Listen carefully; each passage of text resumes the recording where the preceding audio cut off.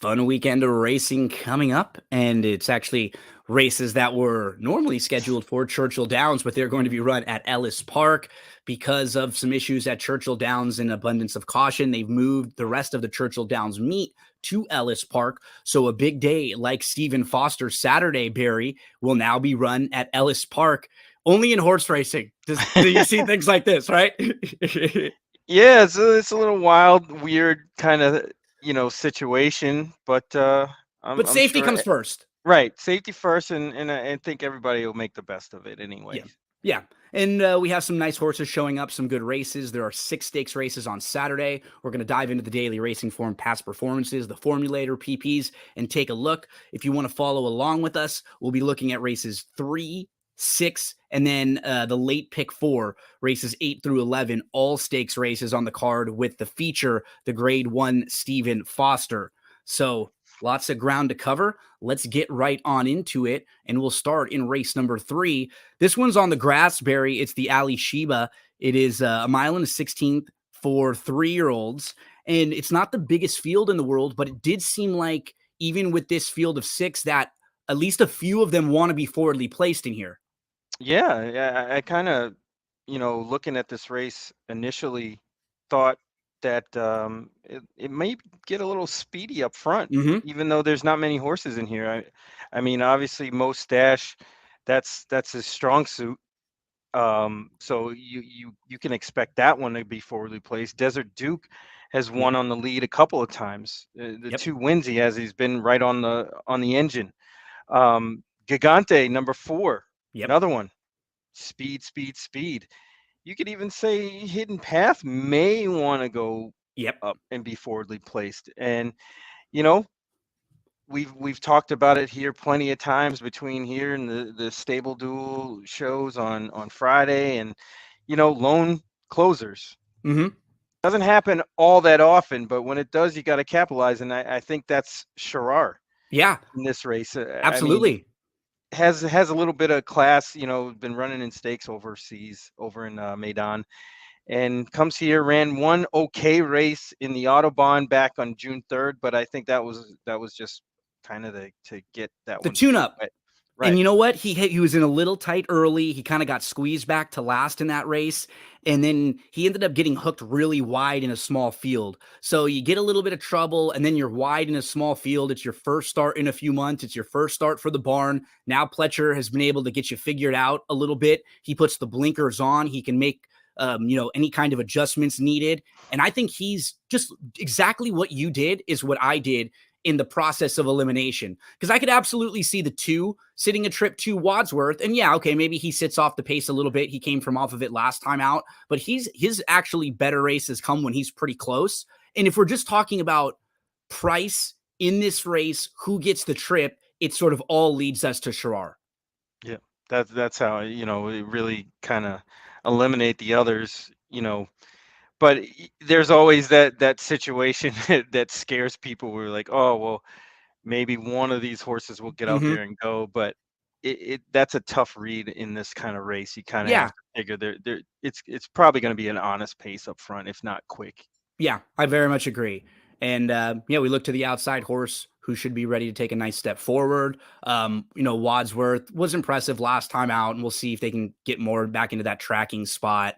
But this is a race that looks like it's setting up for someone from off the pace. Barry and I both go to the outside with Sharar as the intriguing horse to play second time in the U.S.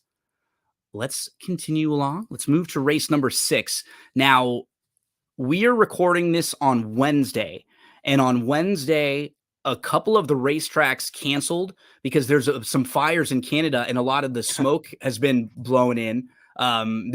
This has happened a couple times recently in the last few weeks, so a lot of tracks canceled. There were a couple stakes races at Indy, and they canceled. And in one of those races, Fordham Hill was going to run.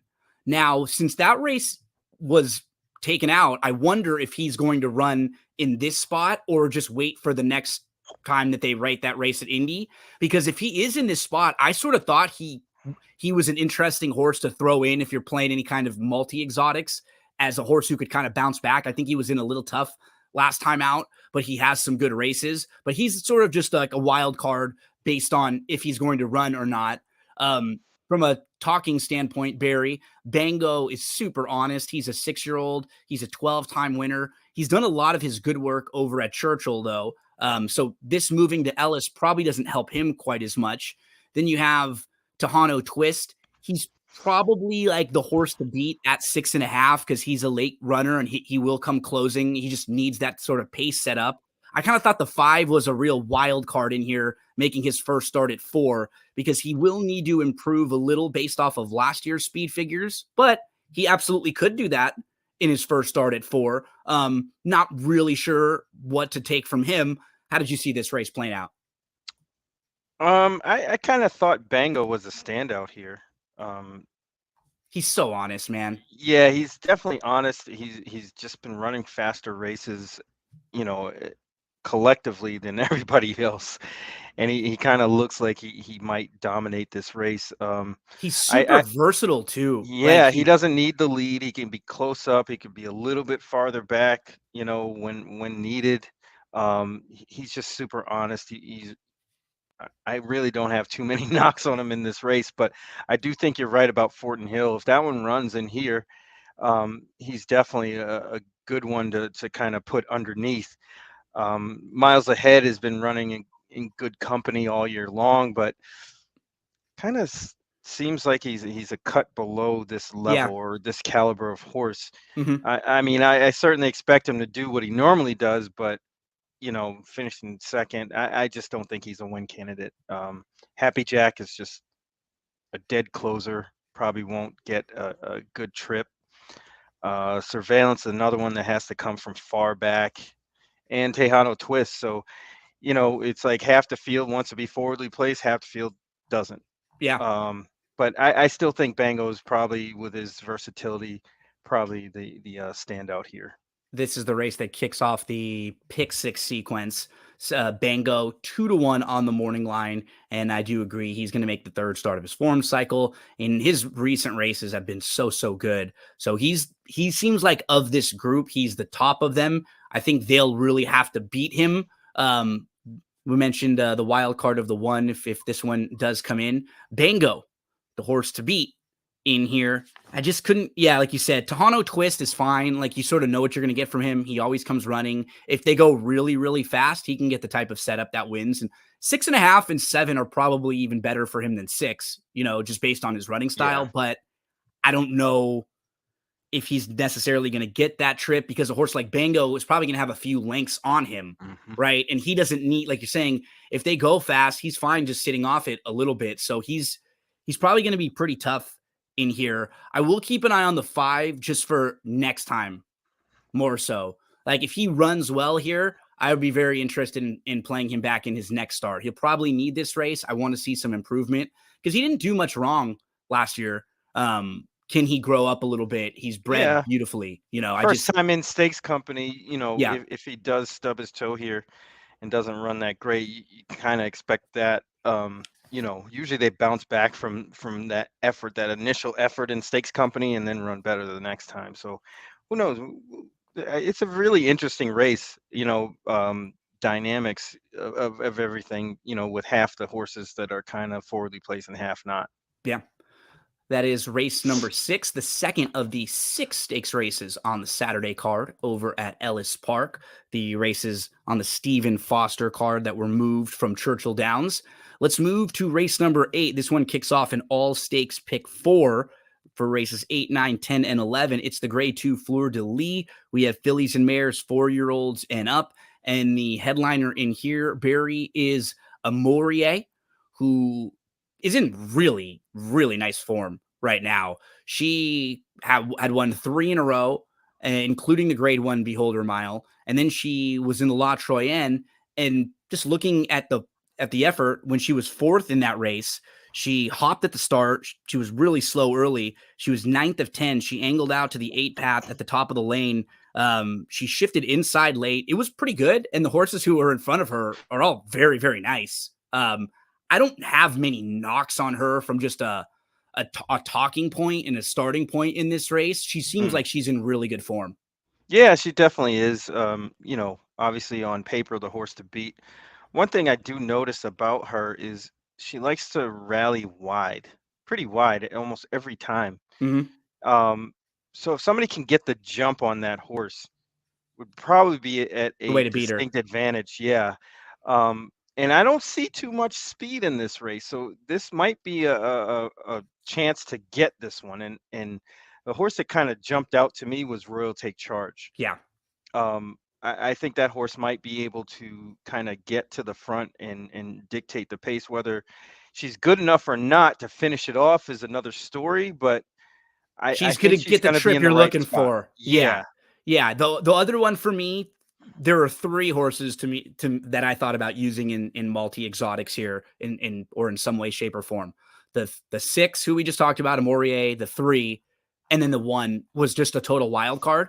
You know, Bellamore hasn't won on the dirt, but if you dive into those races individually, look at the last two of them. She was second in graded stakes races behind nice horses. She ran behind Played Hard, the Mm. same horse that beat Amourier. In fact, she was closer to Play Hard than Amourier was. When we're talking about trips, I think from the inside, they could get aggressive with her. I don't know if she gets the lead, but I could see her sitting like second or third from the inside and getting the jump, like you said, on Amourier. So on speed figures, she's not quite where Amourier is, but I think if you took her Amourier out of the race, she's Bellamore sort of right there with the rest of them.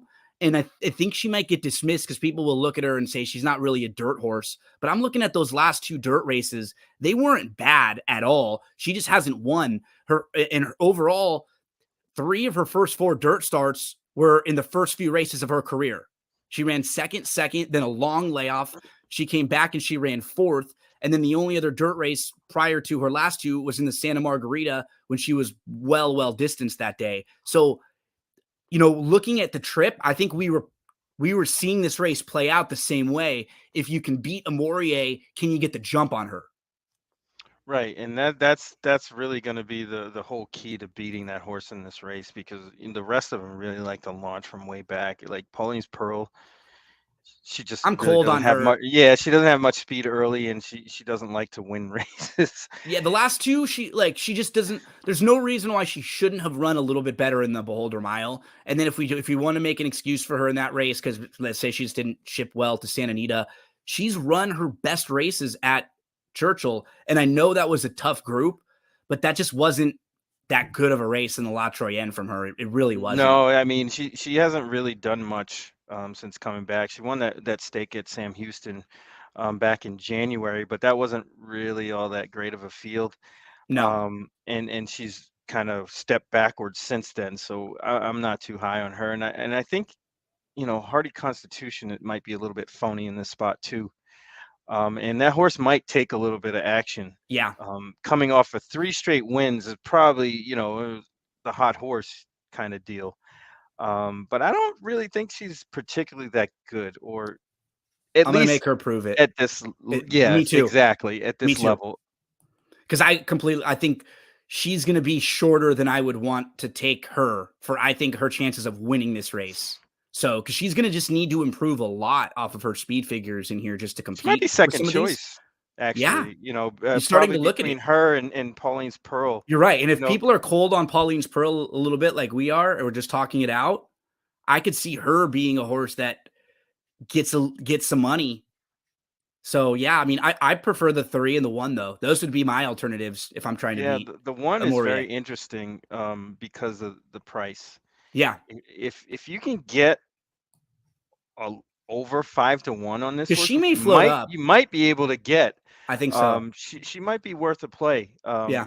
Definitely in late pick four, pick fives, that kind of stuff is definitely an include. But you know those races on dirt that she has were pretty good Mhm. against better competition. Now she's sort of dropping in a little bit, kind Mhm. of. And the race shape kind of favors her a little bit because she's going to be forwardly placed. So, Yeah. um, Save some ground from the yeah, inside. we're going to try to beat Moray here. Mhm. Let's get to race number 9. This one is the Wise Dan, the grade 2 Wise Dan going a mile and a 16th on the turf course. We have a grade 2 race, Barry. What's interesting about this field is it really feels like you have Set Piece, who's a proven graded stakes horse, and then everybody else. Yeah, And it pretty doesn't much. necessarily mean he's a cinch to win, especially with his running style, right? He comes from way out of it. But when you just look at everyone's accomplishments and their resumes, this is a millionaire, this is a multiple graded stakes winner. The rest of this field are horses who have like had a cup of coffee or two with graded stakes company, right? But they're not really Yeah. proven at that level.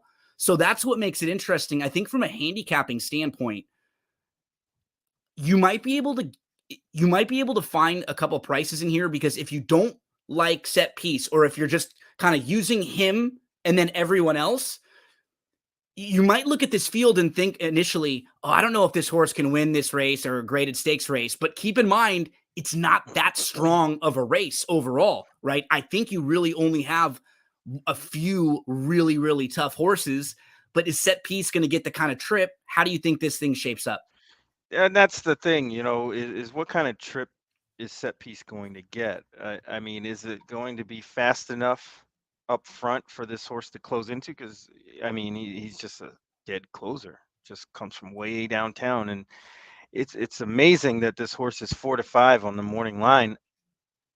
I in this kind of race with these set of horses, nobody should be 4 to 5. um, Looks good on paper, sort of. You see all the times that this horse was favored and lost. That kind of sticks out to me. You're right. You know, I just don't think that Set Piece is a foregone conclusion in this race.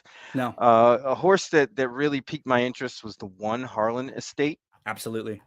If you look at this horse's turf outings, going back to let's go back to the October 3rd, 2021. That was a state bred stake up at Woodbine at 1.5 miles, and I don't think that is the right ideal distance for this horse. So you can toss that one. Then the next time the horse runs on grass was June 12th, 2022, at a Wins. mile. Wins. They got off the turf, went back on in the grade 2 King Edwards on August 21st last year, and ran a good second to Filo di Ariano, who's not a bad horse at No, all. nice horse. Then they brought him Synthetic a over couple times right again. synthetic, then down the Gulfstream in 1.5 miles off the bench, which I don't think they even expected to run well there. This kind of to get this horse on the track. Um, Something went wrong, and the horse ran in the McKnight, then went to Turfway, ran at Turfway, didn't do anything, laid off until May, and then comes back running.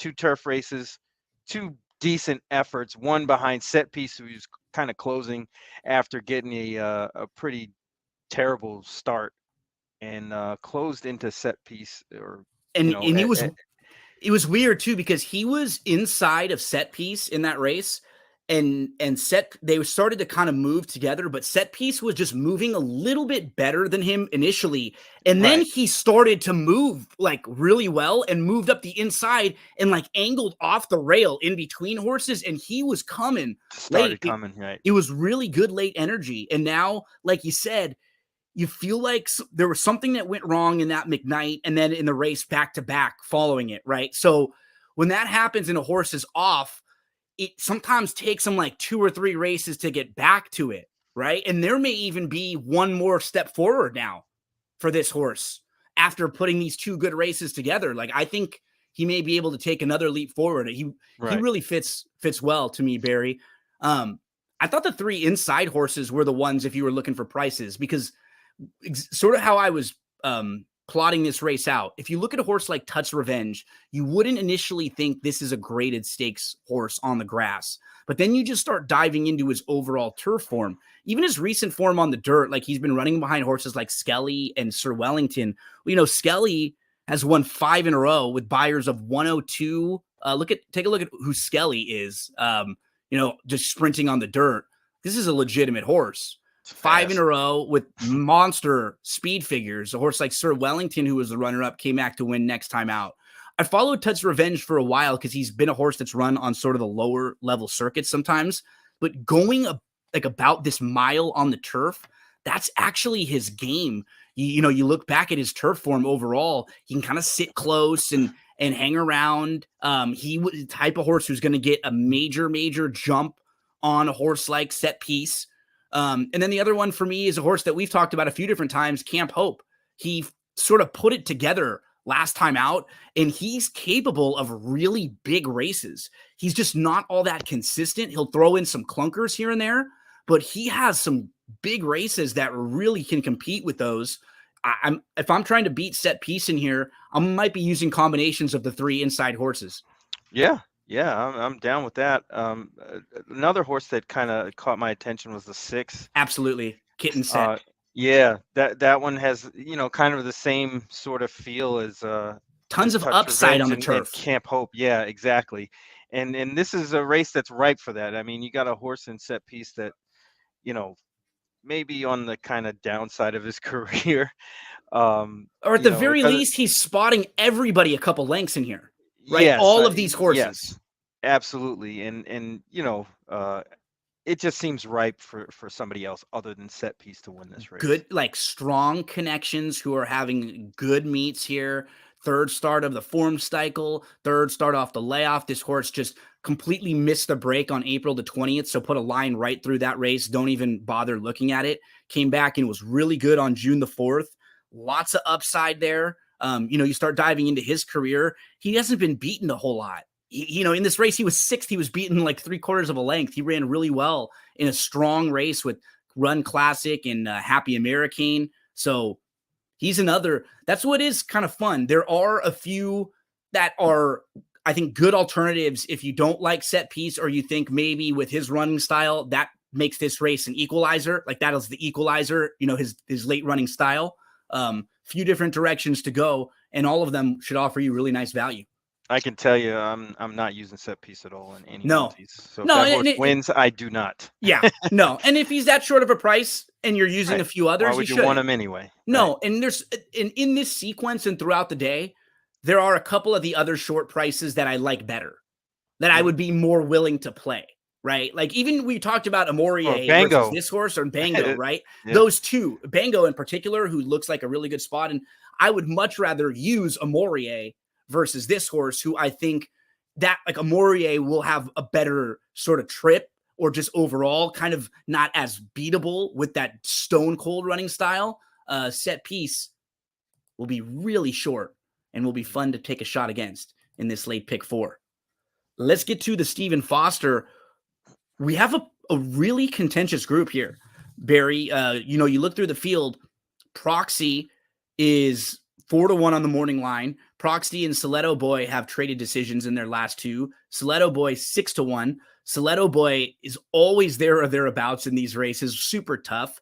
Speed Bias is honest. He's on the upswing. If you like Smile Happy or Rattle and Roll, he wasn't that far behind either one of them, and he keeps taking steps forward. Rattle and Roll's won 3 in a row. Smile Happy has looked really good as a 4-year-old so far. West Will Power, he just keeps running big race after big race after big race. He has 5 straight 100 buyer speed figures. And then you have Last Samurai, who's a multiple graded stakes winner. He's capable of big efforts. And Happy American, he's the long shot. He's kind of tailed off recently. I thought it was a pretty strong field where you could at least make cases. Maybe you don't know, maybe strong, contentious either way, but it's competitive here. Yes. Yeah. It's light on star power, but good on competition. Yep. Mm-hmm. Everybody's pretty evenly matched here. But I did notice that this pace might get a little hot up front. If you looked at the race last time for Smile Happy and West Willpower, they basically ran 1-2 the whole way around for most of that race in the Ali Sheba back May 5th at Churchill. If that plays out somewhat similarly, where those 2 horses are going up front, then you want to add in Speed Bias, who will need to be forwardly placed. Yep. Stiletto Boy, add that one into that mix. Yep. Right. then you might have a situation where this pace might be faster than they really want. Hmm.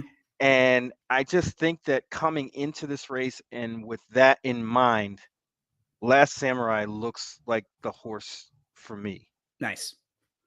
Giving him a bounce back shot. Just because if Yes. you could just eliminate his last race and play him off of his form prior to that, even the Pegasus was not bad. It's better than it might look, right? He was fourth. And remember, there was no passing that day in the None. Pegasus. They were not passing at all.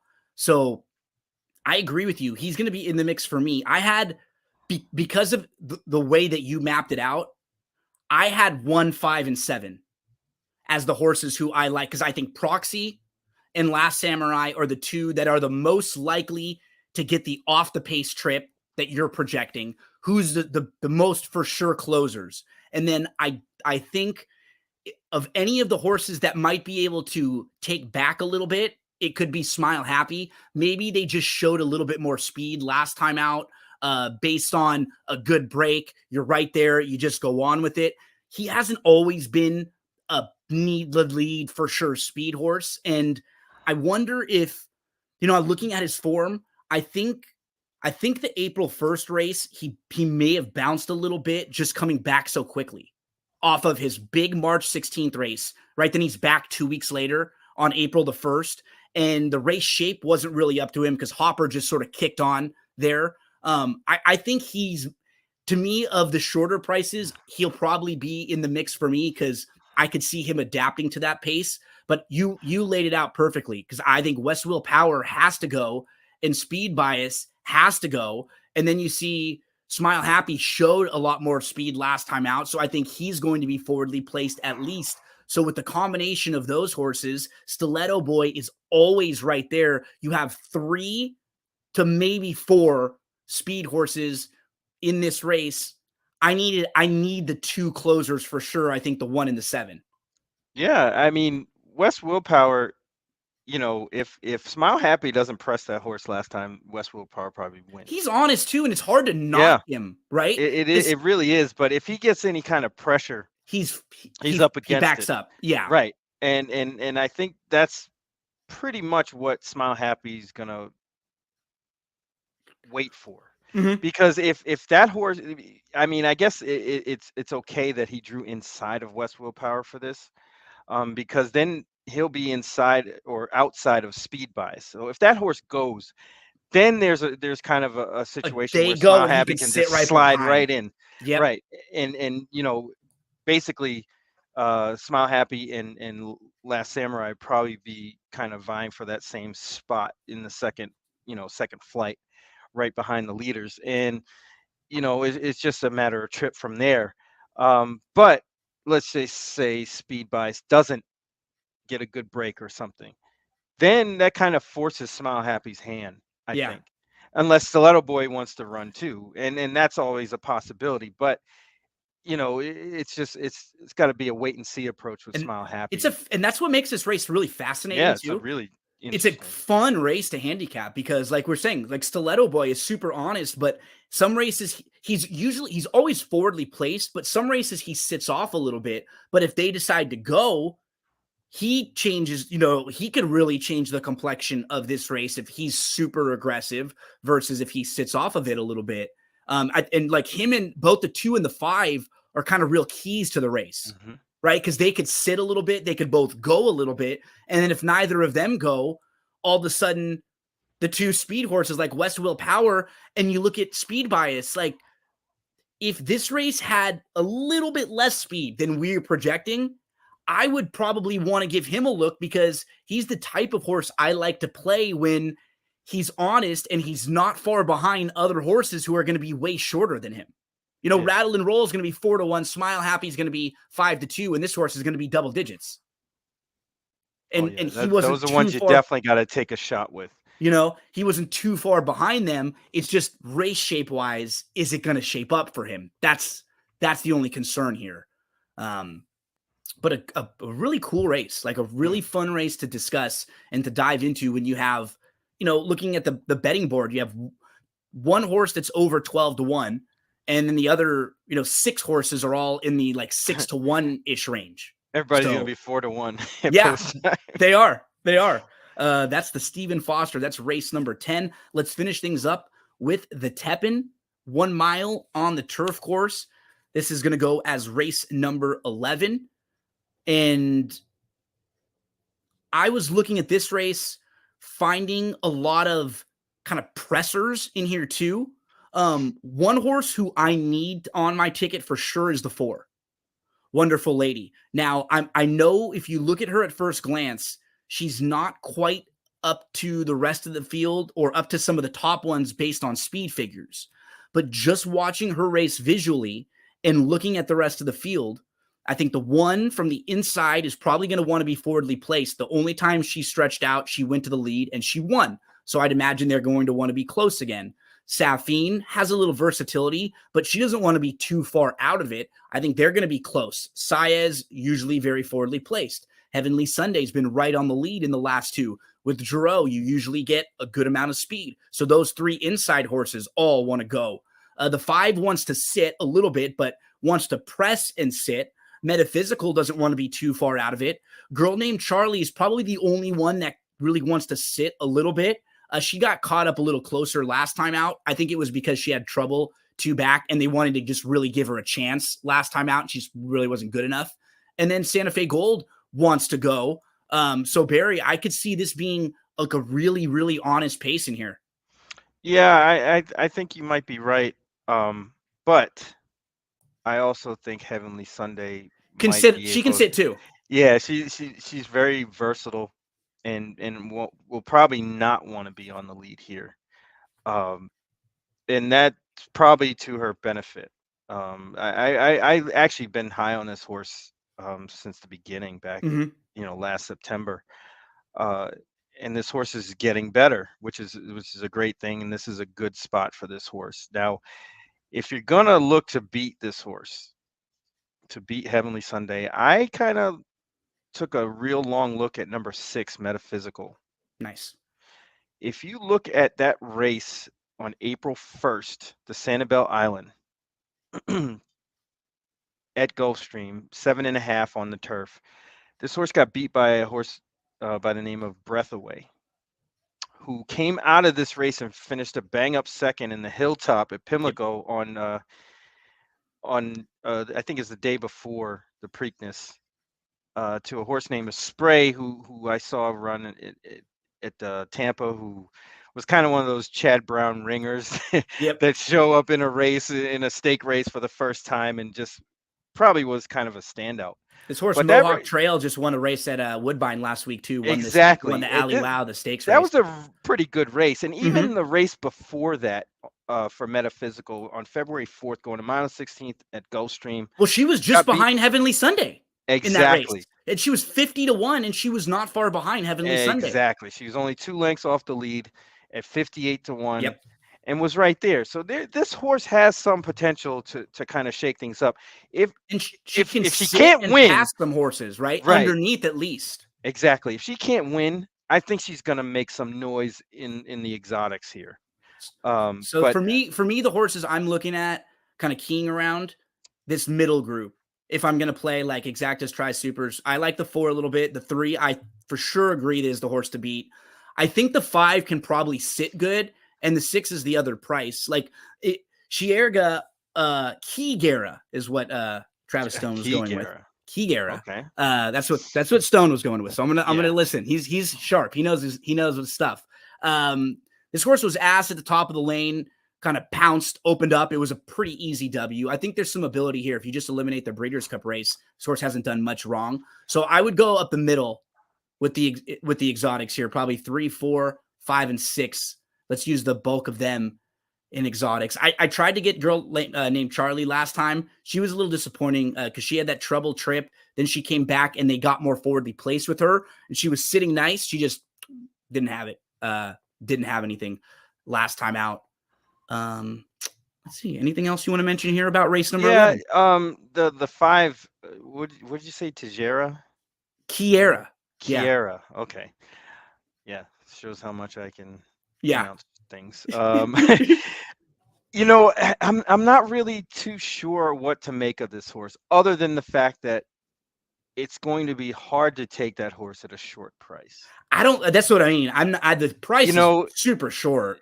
Yeah, it's Super way short. too short. I don't think this horse is going to be that short, but I don't either. it's possible.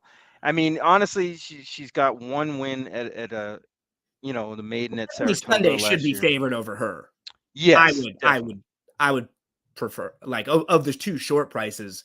I mean, I don't know what the appeal is here to be favored or have that horse be favored, but she feels like she should be more like 5-1, honestly. yeah, something like that in this race, and 4-1, 5-1. Yeah, because she can sit up close and she hasn't been bad, but no, I completely agree with you. Heavenly Sunday's resume overall is very good. She's honest. She's shown more speed lately. We also know she can pass horses. I think she is the horse to beat in here. As we look at these daily racing form past performances, there's going to be a big sale that starts on the 4th for 4th of July, I believe starts on Thursday. Barry and I will send out some tweets about that in the next few days and let you all know as the summer meets get ready to start. There's going to be a lot of reason to head to drf.com to get your past performances or any of the tools you need. Barry, my friend, let the folks out there know about Going in Circles, Big Mondays, everything you got going on with Chuck Simon over there, and anything else you want to plug. Yeah, Going in Circles every Monday, Big Monday. We do our thing. We're going to try to start mixing it up, maybe having some guests on and things like that. We're going to try to venture out a little bit and do some new stuff. So definitely keep an eye out there. See me on Twitter at Urban Handicapper, URBN Handicapper. I'm there all day, every day. Hit me up. Let's talk some races. Barry, buddy, thank you so much. You, like always, you are a superhero to me. I put out the bat signal and you are there. I say, Barry, can you help me out talking about some of these Churchill stakes? Absolutely. No problem. Love you, my friend. Thank you for the help as always. And let's have a great rest of the week. All right, man. Let's do it. Folks, thanks so much. Give me a follow on Twitter. It's me, Gino B. Subscribe to the podcast. That's what G said. I've been putting a lot of these segments individually on social media. So if you like to look at the past performances and you like to follow along, you can always do so. And you can watch on my YouTube, on Twitter, or if you just like to listen to the podcast, I'll always pull the audio from these and put them on the podcast. So you can flip and listen when you're driving around or doing any of your daily errands and chores. Have a great rest of your week, folks.